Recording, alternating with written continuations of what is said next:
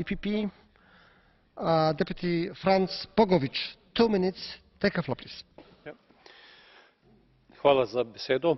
Kot poročevalec v senci za jadransko-jonsko strategijo se želim najprej zahvaliti kolegu Jakovčiću za odlično sodelovanje in pa kvalitetno pripravljen dokument.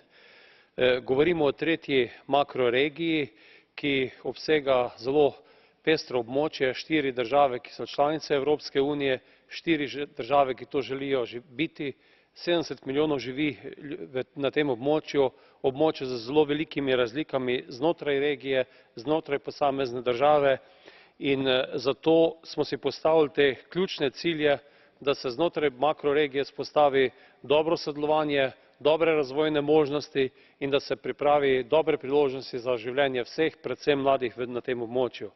4 stebri te makroregije so osnovni: modra rast, se pravi spodbujanje gospodarske rasti, povezane z morjem, povezanim z ostalim gospodarstvom, povezovanje v regiji, tako kar se tiče transportnih koridorjev, železniških, cestnih, morskih koridorjev, priložnosti severnojadranskih luk v tem območju.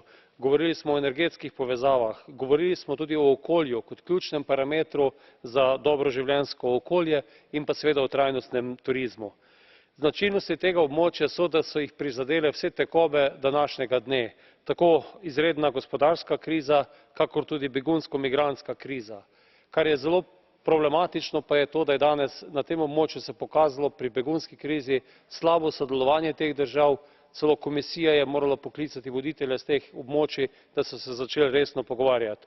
Zato upam in želim, da bo ta strategija, izvajanje te strategije s pomočjo Komisije dala pravo osnovo, da bodo ljudje na tem območju začeli resnično sodelovati med sabo in narediti gospodarski razvoj.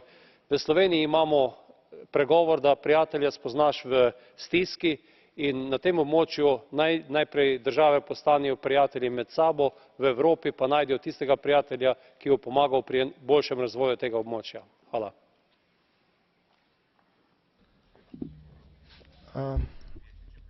I think it's a very good sentence.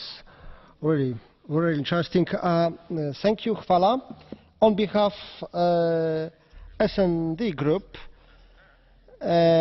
Deputy Constance Krell,